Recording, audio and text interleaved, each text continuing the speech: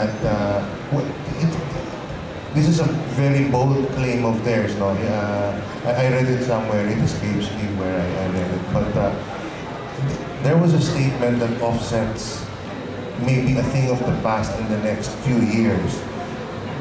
I won't agree with that, but I just agree with their confidence that digital presses are going to get stronger. I don't think offset presses will ever be obsolete.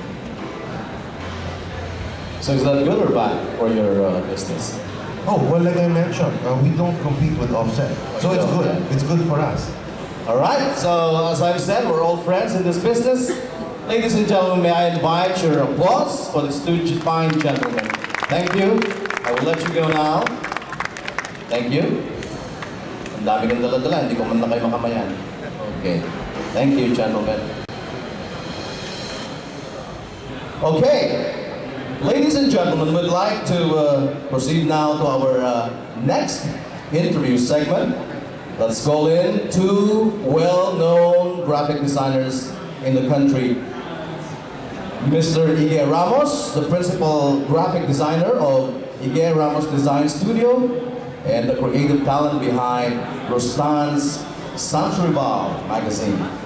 And of course, we have Joram Capillo, the graphic designer of Spoon Marks Designs. Joram and yeah, please join me on stage.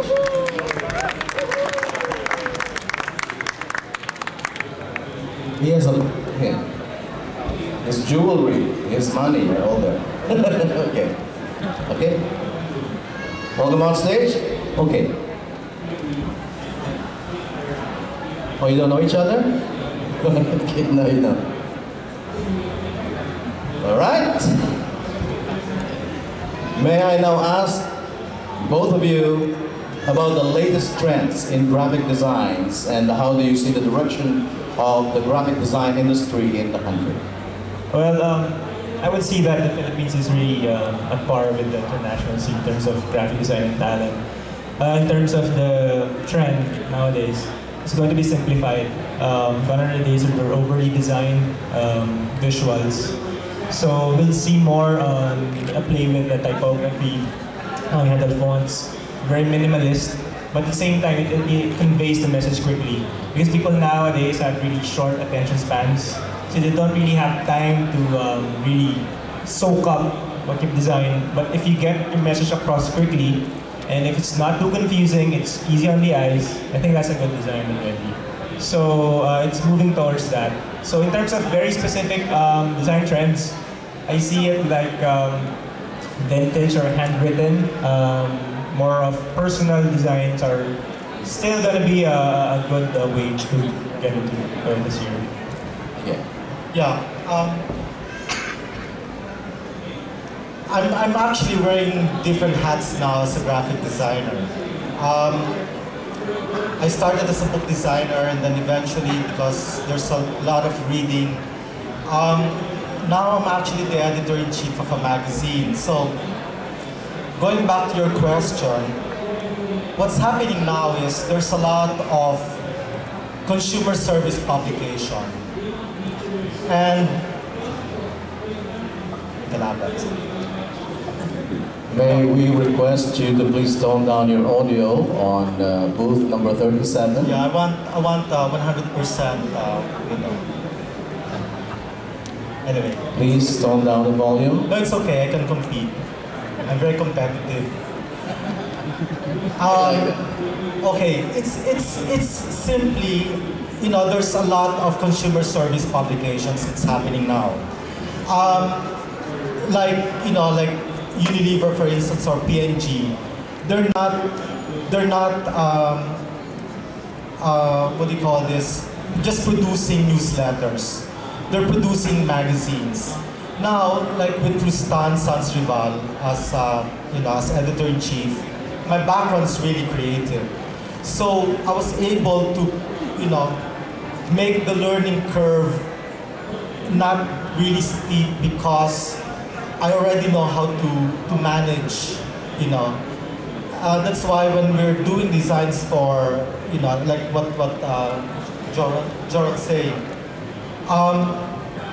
the magazines now are more focused, nice images, nice photographs. That's why I don't claim my magazine as a food magazine. It's a supermarket catalog with beautiful pictures and very compelling text. So that's the direction that a lot of people are going now. Let's say, for instance, I'm also the creative director of Cocoon Magazine, published by Inquirer. And we have a very, very short text. Everything's captions. Articles are measured like 500 words. And then you have like very stunning photographs. And because it's such a competitive market, magazines, there's a magazine born every minute. So now what we, and all of these magazines wanted your attention. That's why you really have to design it in such a way that it's really compelling and spectacular and beautiful, and That's right. Again, being a premier graphic designer and with a plate full of projects from everywhere, how can you not get confused and fall into the trap of looking the same? Like copying everywhere. yourself. Yeah. Well, you just have to be inspired. Like for instance, I don't accept any project at all. I have to believe in a particular project, and then I have to be involved in that project. It's not a question of spreading yourself thin, but rather visualize, because like in some magazines, I don't work as a creative director, but I'm the editor-in-chief. So I could like focus in such a way that, and then you get, really good photographers, food stylists, managing editors, and then you work in tandem. And, like now I'm doing 2 coffee table books, which are different, totally different from each other. So you don't fall in the trap of, I think that's a dangerous thing to happen to a graphic designer, is copying yourself. You may copy someone else, but copying yourself is such a tragedy. That's so true. Starting the graphic design business in the Philippines and expanding it and growing it, what are the challenges along the way, John? Actually, there's a lot of challenges out there. When we started like 10 years ago, people knew little about graphic design and what it was and the value of graphic design. They think it's just easy, and some designer can just come up with something like a logo or something. I think even the logo is the most difficult thing to design, because you have to put a lot of ideas in that small thing. It has to work small, it has to work big. It's really tough. So it's part of it is really educating the client that this is what we do, and these are the challenges we face. So it's mainly selling yourself and selling your service to the client. Hey, this is the value of what we do, and this is really, there's a lot of work put into it. So that's how we're able to market ourselves better. In terms of starting it, I had to start doing everything in the office. Like I was the messenger, I was the designer, I was the marketing person, I was the one handling the accounts. So you had to, I had to go through that phase wherein I'm handling everything, so that when it expands and when you get a bigger project, you know how to handle everything already. So that's how it started. And then from there, the client base will grow, because in this industry, it's really hard to do mass marketing. I mean, it has to be referral. You have to be referred by another person. You can attend pitches, you can attend those kinds of project opportunities, but it's really better if you have someone there who worked with you in the past, and then who can be stand by your work. So that's how you will expand your client base. Very good. If I am going to ask you now about the projects that you're most proud of, what would that be? If you don't mind telling us. All right. I think the more fulfilling projects for me are not commercially based, but more of a personal benefit for me. Because you work with a lot of groups, and those are really more fulfilling. So I'm also a photographer and a web designer. So if we get a project wherein we also take the photos and we design the print, we design the visuals, it's really something like, it's like your baby, so to speak. So from the start, you have the creative vision, and you can implement it until the end. So those projects are really more fulfilling. Yeah, what would be your most notable project lately? What I really do, what I really love to do is the coffee table books that I'm doing. Like for instance, like I'm doing a monthly magazine. The monthly magazine is just a breeze, it's like a 100-meter dash. It's deadline driven. But I'd rather do a marathon, like where I involve myself. In the last 6 months, I produced 2 notable coffee table books. One is La Casa de Dios for Ortigas Foundation. This is the Philippine Hispanic churches. La Casa de Dios, House of God. By the way, that's my title, because the original title was Gospel in Stone. So I said, no, just change the title. Because I'm also making pakialam the editorial, because I read also. And then the Gold Book of Ayala Museum just came out last. It took years to do that book, and the last 3 months was really the most difficult part. But I really love doing cultural projects, because my background's really in the culture sector. I used to be with the cultural center, like when I was young. So my heart really goes for that kind of projects. But in terms of the bottom line, it's not very, shall I say, profitable, because you only get paid so much. I won't even disclose the amount. But you're doing it like for 3 years.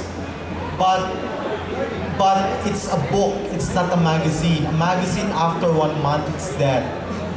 That's why I make it an effort also when I design my magazines that people will collect it. I want people to covet my magazine. But that's right. There are projects that give you money. There are projects that make you happy. Or feed your soul. Feed your soul. Well, that makes you happy. So we know that, my friend. In the field of events, we are involved in projects that pay peanuts, but we go back every year and do it. But can I add something? Go ahead. What's very interesting, if you're a graphic designer, you should also share your talent. Let's say, for instance, one time, I see a lot of volunteers doing, like they're doctors, they do medical missions, they do, and then I said, what can I do to help NGOs? So I just thought, maybe I can do a lot of pro bono work for, let's say, orphanages. I did a video presentation for Hospicio del San Jose. Then I do all the brochures for Pangarap Shelter for street children. And, I don't even put my name in it, or not even credited. Because I believe that when you give something, it's like, I'm not even I'm not even negotiating, or, just give part of your talent to people that needs it most. So I think being a graphic designer, that's my only way of paying back by sharing yourself. It's nice to hear. Knowing the realities in the business, a project pays much, a project doesn't pay at all. Would you advise young talents, with creative talents that you have perhaps, to pursue a path or a career in graphic design? I would definitely recommend graphic design as a form of, as a job for young individuals. But our generation, especially now, we tend to do a lot of things. We tend to do anything and everything nowadays. So by just sticking to graphic design, I think you can be more if you try to venture into other visual design as well, like photography, you have web, because it's all integrated nowadays. So if you want to succeed and you want to be fruitful in this industry, you have to be able to adapt in every situation, in every project. And of course, you have to remember that graphic design, especially for commercial use, it's really commercial. It's all about selling. So you have to have a strong heart. the clients don't like your design. It's nothing personal. They have a vision, they have a purpose, we have targets. You have to do that. You have to be able to accomplish that with your design. So you don't have to be, super sensitive about it. It's just how it is. It's just how it is. So if you have the heart, you have the strong will to do that, let's go for it. Yeah, my advice really for young people, like graphic design is not just about fonts or that you're the Eric Clapton of Photoshop or you're the, you're the Mick Jagger of InDesign, graphic design is more than that. Graphic design is it's a commitment. Because you communicate to the world. You're the voice of a brand. You're the spirit of a corporation. Because at the end of the day, you don't claim ownership on what you do because that belongs to the brand. Let's say if I design something for Canon, and then it became a big, it's not because it's not about me, like what Jordan is saying, it's not about you. So graphic designer should, the advice for graphic designer is not about ego. You have to surrender your ego because otherwise, don't be a graphic designer, be a painter. Okay, I can relate to that because, see, I'm an artist in my own way. I have been doing voice for 30 years for big brands. And it's gratifying when a brand manager, for example, tells you, hey, that commercial that you last did for us, it increased our sales. And it feels so good that you become a part of that campaign to grow the brand without a name in the equation of things. And I can relate to that. Your business involves a lot of technology application. Is it easier now for anyone who would like to start a career in graphic design because of the availability of technologies? Oh yeah, I think it's easier now. Even I think grade schoolers can come up with a poster design or a simple layout. It's really good thing that their generation now, even up to like preschool, they're really immersed already in technology. So that's really a plus for them. Back then, we really had to make do with like 486 computers and all that. So very basic tools. But now, given the opportunity, I guess it's easier for them to jump into it. Again, when I started graphic design, it's not even called graphic design yet. Layout or something. And I was in that part, like when I was learning graphic, design, it was still cut and paste, it's still letterpress, it's still Morisawa, and then it was just the beginning of bromide. And of course, like with the technology now, I'm glad I'm an early adapter to technology. And what's amazing about the technology now is you can actually repurpose data. Like when you do a book, for instance, you can do an e-book, and then you can do, an offset printed book. And what's nice about these are all technology. The bottom line is, content still king. Without content, there's nothing. It's all smoke and mirror. It's all like fluff, like what they call now in molecular gastronomy, like foam and jelly and smoke.